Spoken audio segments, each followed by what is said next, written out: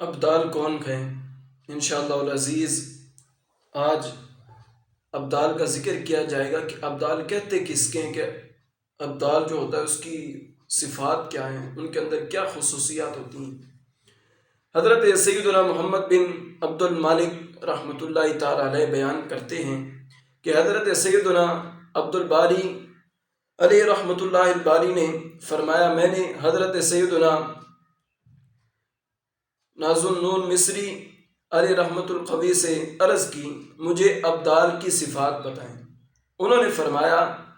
تم نے مجھ سے شدید طریقوں کے بارے میں پوچھا ہے۔ اللہ اکبر، شدید طریقوں کے بارے میں پوچھا ہے، لیکن اے عبد الباری میں تیرے سامنے ضرور ان سے پردہ اٹھاؤں گا۔ چنانچہ ارشاد فرمایا، سنو، ابدال وہ لوگ ہیں جو اللہ عز و جل کی عظمت و جلال کی معرفت رکھتے، دل سے اپنے رب عز و جل کی تعظیم کرتے ہیں اور اس کا ذکر کرتے ہیں۔ یہ اللہ عز و جل کی مخلوق پر اس کی حجتیں ہیں کہ اللہ عز و جل نے اپنی محبت کے نور ساتے چمکتے نور کا لباس انہیں پہنایا ہے، نیز ان کے لیے ہدایت کا علم بلند فرمائے گئے، اپنی چاہت کے لیے انہیں بہادری کے مقام پر کھڑا کیا گئے اور اپنی مخالفت سے بچنے کے لیے انہیں صبر عطا فرمایا گئے، اپنے مراقبے کے ساتھ ان کے جسموں کو پاک کیا گئے، اچھائی کرنے والوں کے ساتھ انہیں اچھا کیا ہے، انہیں اپنی محبت کے بنے ہوئے غلے پہنائے گئے اور ان کے سروں پر اپنی مسرت کے تاج سجائے گئے، پھر ان کے دلوں میں غیب کے خزانے ودیعت فرمائے گئے، اللہ عز و جل سے ملنے کے لیے ہر دم بےتاب ہیں، ان کے رنج و غم ماور وہی ہے اور ان کی آنکھیں اسے غیب سے دیکھتی ہیں۔ اللہ عز و جل نے انہیں اپنے قرب سے اپنی ذات کے مشاہدے کے دروازے پر ٹھہرایا گئے، انہیں اہل معرفت کے اتباع کے منصب پر فیض فرمایا گئے۔ پھر آپ فرماتے ہیں کہ اے عبد الباری، اگر میرے غم میں مبتلا کوئی بیمار تمہارے پاس آئے تو اس کو دوا دو۔ حضرت صاحب یہ حضرت عبد الباری رحمۃ اللہ تعالیٰ علیہ سے فرما رہے ہیں کہ رب نے انہیں یہ حکم دیا ہے، اگر میرے غم میں مبتلا کوئی بیمار تمہارے پاس آئے تو اس کو دوا دو، میرے فراق کا مریض آئے تو اس کا علاج کرو، مجھ سے ڈرنے والا آئے تو اسے امن کی امید دلاؤ، کوئی مجھ سے بے خوف آئے تو اسے میری ذات سے ڈراؤ، کوئی میرے وصال کا خواہش مند آئے تو اسے مبارکباد دو، اللہ اکبر کبیرہ، کوئی مجھ سے بچھڑا ہوا آئے تو اسے میری طرف لوٹا دو، کوئی میری راہ میں لڑنے سے بزدلی دکھانے والا آئے تو اسے بہادر اور دلیر بنا دو، کوئی میرے فضل و کرم سے مایوس آئے تو اسے میرا وعدہ یاد دلاؤ، کوئی میرے احسان کا امیدوار آئے تو اسے خوشخبری سناؤ، کوئی میرے ساتھ حسن ظن رکھے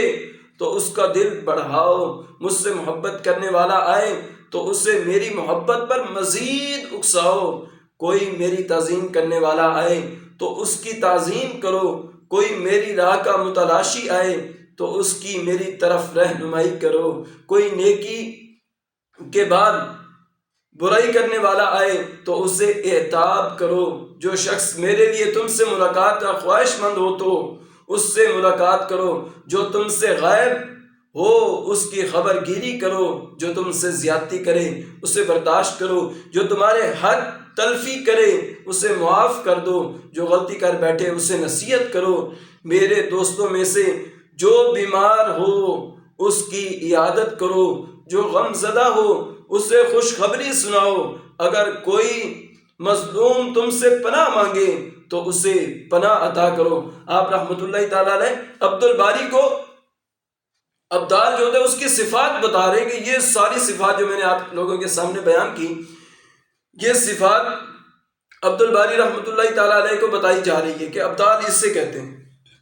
اللہ اکبر کبیرہ، اے میرے اولیاء، میں تمہارے لیے ہی کسی پر عتاب کرتا اور تمہیں ہی محبوب رکھتا ہوں۔ اب رب ابدالوں کو ارشاد فرما رہا ہے، اولیاء کرام کو فرما رہا ہے کہ میں تمہارے لیے ہی کسی پر عتاب کرتا ہوں اور تمہیں ہی محبوب رکھتا ہوں، یعنی میں تمہارے لیے کسی کو اپنا جو تمہارے ساتھ دشمنی کرتا ہے میں اس کو اپنا دشمن بنا لیتا ہوں، اس سے میں حساب لوں گا، اور تمہیں ہی میں محبوب رکھتا ہوں، تم سے اطاعت طلب کرتا اور تمہارے لیے ہی دوسروں کو منتخب کرتا ہوں، تم سے اپنی یا دین کی خدمت چاہتا ہوں اور تمہیں اپنے لیے خاص کرتا ہوں، کیونکہ میں سرکشوں سے خدمت لینا پسند نہیں کرتا، نہ تکبر کرنے والوں سے ملاقات کو پسند کرتا ہوں، نہ ہی حق و باطل کو خلط ملط کرنے والوں سے تعلق رکھنا چاہتا ہوں، نہ دھوکہ دہی کرنے والوں سے کلام کرنا چاہتا ہوں، نہ ہی غرور کرنے والوں سے قرب رکھنا چاہتا ہوں، نہ باطل لوگوں کی ہم نشینی اور نہ ہی شر پسندوں سے تعلق رکھنا چاہتا ہوں۔ اے میرے اولیاء اللہ، میرے پاس تمہارے لیے بہترین بدلہ ہے، میری عطا تمہارے لیے عمدہ ترین عطا ہوگی، میرا خرچ تمہارے لیے افضل ترین خرچ ہوگا، میرا فضل تم پر سب سے زیادہ ہوگا، اور میرا معاملہ تمہارے لیے پورا پورا ہوگا، اور میرا مطالبہ تمہارے لیے شدید ترین ہوگا۔ میں دلوں کا انتخاب کرنے والا، تمام غیبوں کو جاننے والا، تمام حرکات کو دیکھنے والا، تمام لمحات کو ملاحظہ فرمانے والا، دلوں کو دیکھنے والا اور میدان فکر سے باخبر ہوں، بس تم میری طرف بلانے والے بن جاؤ، میرے سوا کوئی بھی بادشاہ تمہارے لیے گھبراہٹ کا باعث نہ بنے، لہٰذا جو تم سے دشمنی رکھے گا میں اس سے عداوت رکھوں گا، جو تم سے دوستی رکھے گا میں اسے دوست رکھوں گا، جو تمہیں تکلیف دے گا میں اسے ہلاک کر دوں گا، اور جو تمہارے ساتھ اچھا سلوک کرے گا میں اس سے اس کا صلہ عطا کروں گا، اور جو تمہیں چھوڑ دے گا میں اسے محتاج کر دوں گا۔ اللہ اکبر، اللہ اکبر۔ آپ نے دیکھا سنا کہ اللہ رب العزت نے کس کس لحاظ سے فرمایا کہ جو میرے ابدالوں سے، میرے اولیاء کرام سے، میرے بزرگان دین سے جو بندہ یہ دشمنیاں رکھے گا، یہ چیزیں کرے گا، یہ اعمال ان کے ساتھ کرے گا، رب فرماتا ہے کہ اس نے میرے ساتھ کیا، اس سے رب بدلہ لے گا۔ اور جو اللہ اکبر خدا را اپنے آپ کو تبدیل کریں، جتنا ہو سکے تبدیل کریں، اور یہ کرام جو ہوتے ہیں یہ احکامات الہی کی بڑی پابندی کرتے ہیں، یہ احکامات الہی یعنی رب نے جو انہیں حکم دیا ہوتا ہے اس کی خلاف ورزی کبھی بھی نہیں کرتے، یعنی بڑی پابندی کرتے ہیں، اس رب کی ذات کی محبت میں مستغرق رہتے ہیں اور اس کے حکم کی پابندی کرتے ہیں۔ آئیے حدیث مبارکہ سے آپ لوگوں کے سامنے عرض کرتا ہوں۔ ام المومنین حضرت سیدنا عائشہ صدیقہ رضی اللہ تعالیٰ سے مروی ہے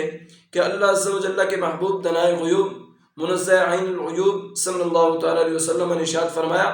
حضرت موسیٰ علیہ السلام نے اللہ عز و جل کی بارگاہ میں عرض کی، اے میرے رب عز و جل، مخلوق میں تیرے نزدیک سب سے زیادہ عزت والا کون ہے؟ اللہ اکبر۔ اللہ عز و جل نے ارشاد فرمایا، وہ شخص جو میری رضا حاصل کرنے کے لیے اس طرح تیزی کرتا ہے جس طرح گدھ اپنی خواہش کی تیزی کرتا ہے۔ اللہ اکبر کبیرہ۔ جو میرے نیک بندوں سے اس طرح محبت کرتا ہے جس طرح بچہ لوگوں سے محبت کرتا ہے، جس طرح بچہ لوگوں سے محبت کرتا ہے، اور وہ جو میرے احکامات کی خلاف ورزی پر اس طرح غضبناک ہوتا ہے جس طرح چیتا اپنے لیے غضبناک ہوتا ہے۔ جب چیتا غصے میں آتا ہے تو وہ لوگوں کے قلیل و کثیر ہونے کی پرواہ نہیں کرتا۔ اللہ اکبر، اللہ اکبر۔ اگلی حدیث مبارکہ سماعت فرمائیں، حضرت سیدنا ذو النون مصری رحمۃ اللہ تعالی علیہ، حدیث مبارکہ نہیں ہے، حضرت سیدنا ذو النون مصری رحمۃ اللہ تعالی علیہ فرماتے ہیں، بے شک اللہ عز و جل کی مخلوق میں بعض اس کے برگزیدہ اور نیک بندے ہیں۔ پوچھا گیا، اے ابو فیض رحمۃ اللہ تعالی علیہ، ان کی علامت کیا ہیں؟ فرمایا، جب بندہ راحت کو ترک کر کے طاعت و عبادت میں بھرپور کوشش کرے اور قدر و منزلت کے نہ ہونے کو پسند کرے۔ پھر آپ رحمۃ اللہ تعالی علیہ نے یہ اشعار پڑھے، ان کا ترجمہ میں آپ لوگوں کے سامنے عرض کرتا ہوں۔ قرآن نے اپنا وعدہ وعید کے ساتھ ہر برائی سے روک دیا، رات کو آنکھوں کی نیند غائب ہو گئی، انہوں نے کریم بادشاہ کے کلام کو اس طرح سمجھا کہ اس کے آگے ان کی گردنیں جھک گئی۔ اللہ اکبر، اللہ اکبر۔ حاضرین میں سے کسی نے عرض کی، اے ابو فیض رحمۃ اللہ تعالی علیہ عز و جل آپ پر رحم فرمائے، یہ کون لوگ ہیں؟ آپ رحمۃ اللہ تعالی علیہ نے فرمایا،